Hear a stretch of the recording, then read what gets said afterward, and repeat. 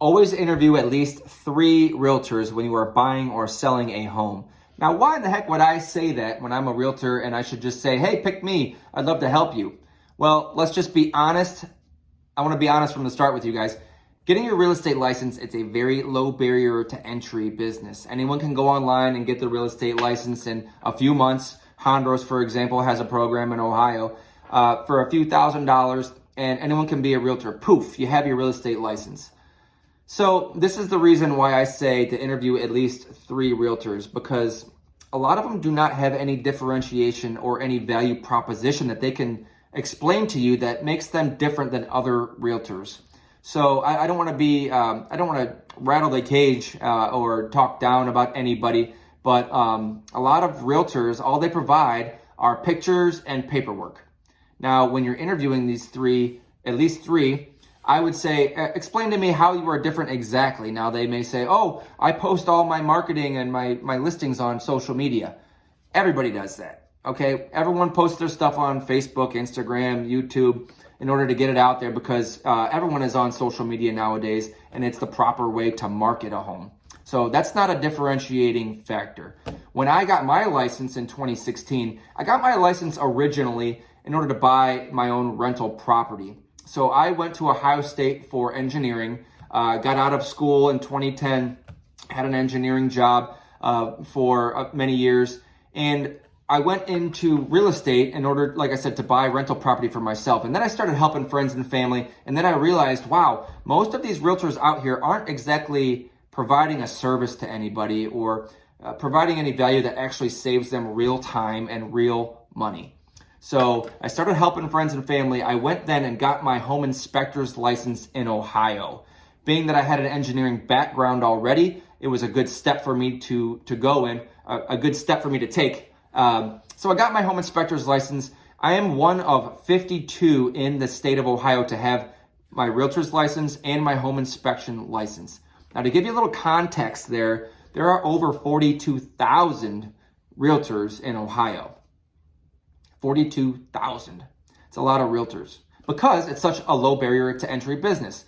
Real estate agents make a lot of money for what they do. So everyone thinks that they can do this get rich quick scheme and get into real estate and make a lot of money, but they aren't providing actual value. I'm looking in the back of my screen here. Don't be alarmed. I was actually out searching for a lost dog with my drone this last weekend, and I stumbled upon a deer. So it's kind of a, I guess, PG 13 movie here now. Anyways, so I got my home inspector's license. As I just mentioned, I have my drone license. So I went and got FAA certified to operate the drone for commercial purposes. This helps out a ton. So when I am working with buyers, I'm going through, I put the drone up in the air. I'm looking at the roof line, the chimney, the gutters. I'm in the crawl space. I am in the attic. I'm getting dirty. I'm not usually wearing this when after I get to know you. I wear this to my interview, but after we go to look for homes, I'm dressed up to go into places where you don't want to be. I'm looking for anything to steer you away from that home. Now, why would I have that mentality? I would much rather steer you away from a money pit than make any type of commission. Commission is secondary to me. It's an afterthought. I don't care about it. I care about helping my clients get into a home that is not going to be a money pit for them. It's not going to cost them thousands of dollars down the line when a furnace breaks in 4 years when you already knew the age of that furnace. So I'm in there looking for any information I could provide to you to make an educated decision on what to offer on a home, on what terms to put in a contract. And just as a caveat, I cannot inspect a home that I am a realtor in the deal. So that is licensed law in Ohio, and it makes perfect sense that it's a conflict of interest. But I am able to go through with a fine-tooth comb and point out things to you that I would see with my home inspector glasses on. So I kind of have a different mentality here, and it's not very a popular one, but I'd much rather steer you away from a home than have you get in contract just to find out something later on when an inspector comes in that I could have seen initially. I've inspected homes in the past for agents that are friends of mine, and nothing against them, but they just didn't have the knowledge to go through and see this, or they just didn't care to go up and look in the attic. But I go through and do a home inspection, and after 10 minutes, I'm already seeing things that I would have called out to my buyers that are probably going to negate the sale because they're big items. If there's mold all over the attic or the foundation has been shifting, those are things that I'll call out. So if a buyer goes into contract and spends $400 or $500 on an inspection only to find out these big issues that I could have seen before, then they waste time, then they waste money. You know, you're 2 weeks in contract and now you have to get out of contract on the home because you can't come to terms negotiating with the seller of what repairs they'll make or if they want to reduce the price. So now you've wasted 2 weeks and $400 or $500. Maybe in that 2 weeks, your dream home came on the market and you missed it because you were in contract on this other home. So it's very important to me. It's near and dear to my heart that I have this knowledge. And I think actually all realtors should be home inspectors. I think they should combine the two because it would make more sense and it would serve the public better. So for my sellers, this is also a place where having my inspection license has saved money for my sellers.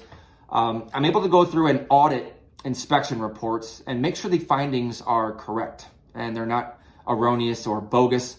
I'm able to audit these things. And I've had cases in the past where I can go through and I've called out inspectors on false findings. I'm able to refute those by providing the resources and the documentation, have them fix their reports and submit them back to their buyers. And I've had price reduction requests negated. One example is there was a Century home I was selling for one of my sellers. And as we know, back in the day, these homes were overbuilt. They are sturdy. The joists were actually built 6 inches larger than they needed to be. They were behemoth joists, hand carved. But the Ohio Building Code, it gives a specific dimension for what a joist must be. And this inspector found cracks on the bottom 2 inches of these joists. Well, he called these out, put a bunch of pictures in there. And to be honest, we are taught in home inspection school to call out every little thing. It's for liability reasons, and I get it. But, you know, he put in there and he put all these pictures of these joists with these cracks, and the buyers came back through, oh my God, these joists need to be replaced. We want to have a price reduction. We want you, Mr. Seller, to repair them, or we want you to reduce the price by $20,000. So I looked at this stuff, looked at the report, went through, did my research, and showed that these cracks were only in the bottom 2 inches and that these joists were overbuilt to begin with. I submitted that to the inspector. He agreed.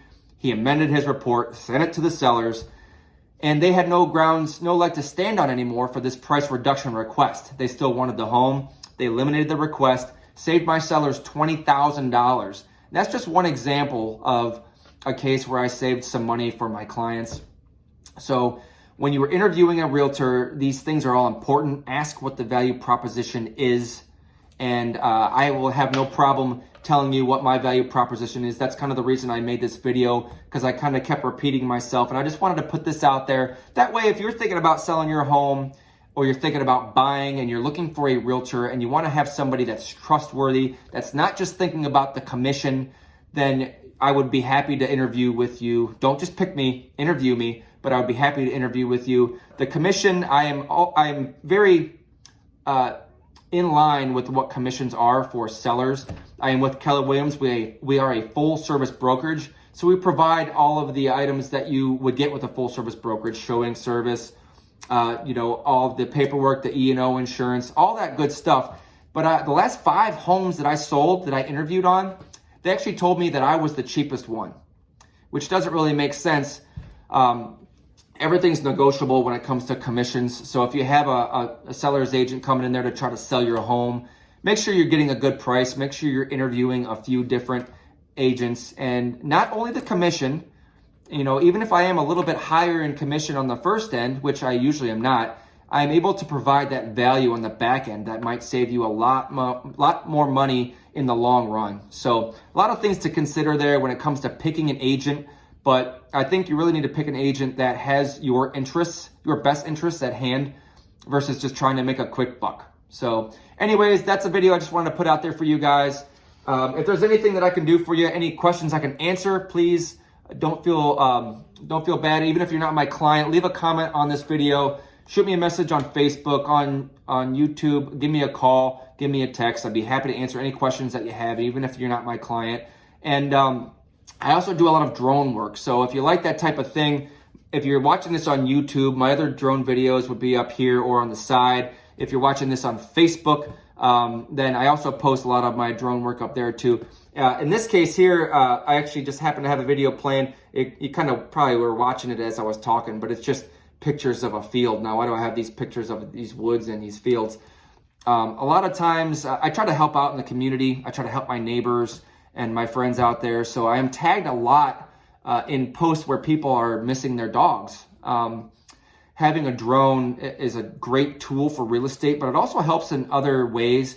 And so I do my best to help out whenever I'm tagged in Facebook, on Facebook, where there's a missing dog. I try to go out there and do my best to help look. I have a dog, a golden retriever. His name's Skipper, and he's a part of the family. And if he was missing, I would hope that somebody would do the same for me if they had the time and the resources. So this past Saturday, actually, I went out and this was actually in Danbury, Ohio, near Marblehead. There was a black lab that was missing. So I went out for about 7 hours, and I've got 3 batteries, so that normally limits people, but I also have a converter and a charger in my truck. So I'm able to charge as I fly and kind of fly in perpetuity as I charge. So I went out there and did my best to look for the dog. Unfortunately, didn't have any luck in this case. Probably going to go back out there. But anyways, the drone definitely helps when it comes to my real estate, when it comes to helping my sellers, when I can take beautiful pictures. There's a lakefront home or a riverfront home or a home with a bunch of land.